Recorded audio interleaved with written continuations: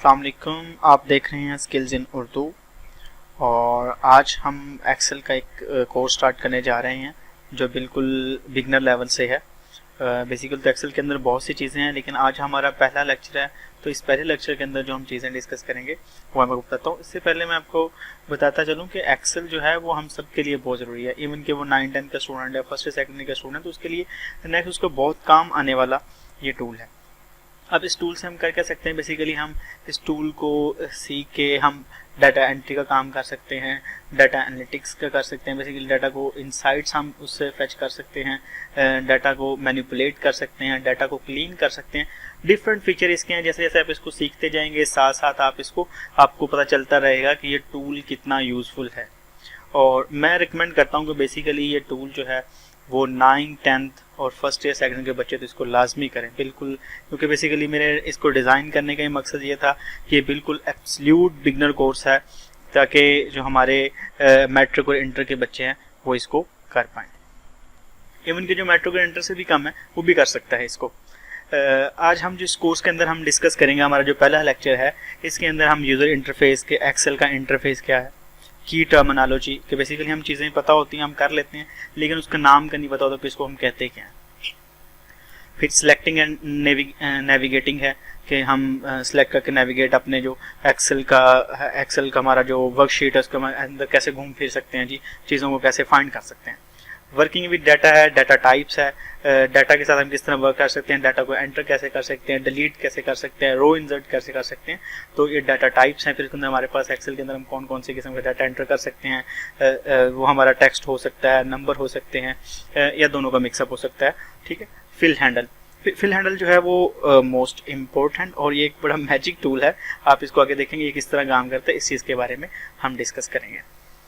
चलिए जी, ये चीज़ें आज हमने इंट्रोडक्शन देख लिया कि आज हम इसमें क्या करने जा रहे हैं। और मैं अभी अपने सिस्टम से एक्सेल ओपन करता हूँ और देखें एक्सेल के डिफरेंट जो है ना वो बेसिकली वर्जन है। अब मैं जो एक्सेल है वो 365 यूज़ कर रहा हूँ, माइक्रोसॉफ्ट 365। तो आप अपने हिसाब से देख लीजिएगा जो आपको सूटेबल हो, जो आपके पास 2016 हो सकता है, 2013 हो सकता है, या 2007 होगा। ठीक है। अभी मेरे पास एक्सेल्स का जो एक्सेल हमारे पास ओपन हो गया जी एक्सेल है। आज आप इसको देखिए, बिल्कुल आप इसको स्टार्ट करने जा रहे हैं। तो अभी मैं ब्लैंक वर्कबुक जो है ना वो ओपन कर लेता हूँ कि खाली जो कोई भी अगर मैंने प्रीवियस ओपन की तो वो ओपन कर सकता हूँ, या यहाँ में से कोई जो मेरे पास पड़ी हुई इनमें से मैं ओपन कर सकता हूँ। लेकिन हम जो ना ब्लैंक वर्कबुक पे चलते हैं। अभी ये हमारा जो एक्सेल का ये इंटरफेस है बेसिकली। अब ये देखें, सबसे पहले जो हमें ये टूल बार नज़र आ रहा है, इस टूल बार को बेसिकली हम क्या कहते हैं, रिबन। और इस टूल बार, इस रिबन के अंदर हमारे पास डिफरेंट टूल्स हैं जो इस्तेमाल होंगे हमारे डाटा को क्लीन करने के लिए, मैनिपुलेट करने के लिए, ठीक है, डाटा को अरेंज करने के लिए, डाटा को सॉर्ट करने के लिए। अब इस टूल बार ये रिबन है, इसके बाद हमारे पास डिफरेंट टैब्स हैं। होम है, होम के टैब के अंदर हमारे पास फ़ॉन्ट है, अलाइनमेंट, नंबर, सोन। इंसर्ट के अंदर जो इलस्ट्रेशन डिज़ाइन वगैरह हमने बनानी हो, चार्ट्स हैं। ठीक है। डाटा के अंदर है, डाटा के हमारे पास सॉर्ट एंड फिल्टर है। फाइल जो हमारा है, फाइल मोस्ट इंपॉर्टेंट है कि ये हमारा होम, इससे हम प्रीवियस फाइल्स हैं सेव करना चाह रहे हो, या वो चीज़ हम यहाँ से पिक करना चाह रहे हो।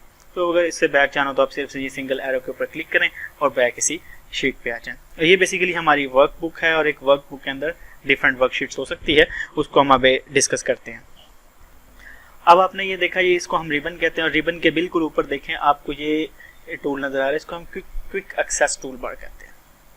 ठीक है, क्विक एक्सेस। अब क्विक एक्सेस में बेसिकली क्या है, हमारे काम देखें, यहाँ पे हम सिंपल जो एक क्लिक से मैं अपने फाइल को सेव कर सकता हूँ, अनडू कर सकता हूँ, रीडू कर सकता हूँ। ठीक है। और फर्दर अगर मेरे पास मैं कोई और चीज़ें भी चाहता हूँ कि इस क्विक एक्सेस टूल बार में शामिल हो, तो मैं ये ड्रॉप डाउन इसके ऊपर क्लिक करूँगा और ये मेरे पास डिफरेंट चीज़ें आ गई हैं। इनमें से मैं किसी एक को जो मैं यूज़ करना चाह रहा हूँ उसको मैं सेलेक्ट कर, फॉर एग्जांपल मैं ये सॉर्ट असेंडिंग करना चाह रहा हूँ तो मैं इसके अंदर ये शामिल कर सकता हूँ। ठीक है। अगर फर्दर जो इसके अंदर नहीं है, मैं और चीज़ें ऐड करना चाह रहा हूँ, तो मैं फॉर एग्जांपल मैं रिव्यू पे जाता हूँ और ये स्पेलिंग जो है इसको ऐड करना चाहूँ, तो मैं इसके ऊपर राइट क्लिक करूँगा। राइट क्लिक करने के बाद ये add to quick access toolbar के ऊपर क्लिक करूँगा और ये चीज़ के अंदर ऐड हो गया। अब जो मोस्ट इंपॉर्टेंट जो हम बेसिकली हमारा फाइल टैब है, फाइल टैब के अंदर से मैं बेसिकली अपना डाटा लेके आता हूँ। तो ये डाटा बेसिकली आपके सिस्टम में हो सकता है। ठीक है। मैंने ये पहले ओपन किया हुआ है, तो मेरे पास सेलेक्ट एंड नेविगेट जो फाइल है वो पहले मेरे पास ओपन है, मैंने ओपन की, तो मैं इसको दोबारा ओपन कर लेता हूँ। अब ये देखें, जो अभी मैंने बेसिकली A to Z जो है वो एक सॉर्ट, स्मॉलेस्ट टू लार्जेस्ट एक क्विक एक्सेस के अंदर शामिल किया। तो सिंपली क्या मैं यहाँ पे देखता हूँ कि मैं किसी भी जगह पे क्लिक करता हूँ सिटी के अंदर और इसको करना चाहता हूँ तो A to Z, ये बेसिकली इसने क्या किया कि वो मेरे एक A to Z जो असेंडिंग ऑर्डर में इसने उसको सॉर्ट कर दिया है। ठीक है, अगर कोई स्पेलिंग मिस्टेक होंगे तो बेसिकली इसको मैं अनडू करना चाहूँ तो ये बेसिकली अनडू हो गया। ठीक है, ये हमारा जो टूल है इस तरह काम कर रहा है। अब इसमें देखा, अगर आप फॉर एग्जाम्पल ये आप देखिए इसने जगह एरिया कवर किया हुआ है, तो हम इस पर डबल क्लिक करेंगे तो ये हमारा टूल जो है ना वो बार जो है वो बंद हो गया रिबन। अगर आप परेशान नहीं होना इस चीज़ को देखते हुए, आप इसके ऊपर डबल क्लिक करेंगे तो ये फिर ओपन हो जाएगा। इस तरह आप इसको सिंपल वे यहाँ से भी है, इसको भी आप जो है ना वो ऑन या ऑफ कर सकते हैं। ठीक है, हाइड जो क्विक एक्सेस टूल बार या ऑलवेज जो रिबन इस यहाँ से आप कर सकते हैं। ठीक, अब देखिएगा कि आपके रिबन के बिल्कुल नीचे आपको जो है वो फार्मूला बार, ये हमारा फार्मूला बार है जो आपको नजर आए। फार्मूला बार बेसिकली हम जब भी अपने वर्कशीट के अंदर घूम फिर रहे हो या देख रहे हो तो बेसिकली हमें शो करता है कि हमारा डाटा क्या है और किस तरह बढ़ा, और हम इजीली एक्सेस कर सकते हैं, वहाँ से इसको चेंजिंग कर सकते हैं। क्योंकि फार्मूला जब हम यूज़ करेंगे तो हमें वहाँ पे फार्मूला हमारे नज़र आ रहे होंगे। ठीक, अब ये देखें कि हमारे बेसिकली इसको देखिए कि अब तो हमारा ये जो वर्कशीट है वो रोज़ एंड कॉलम्स के अंदर है।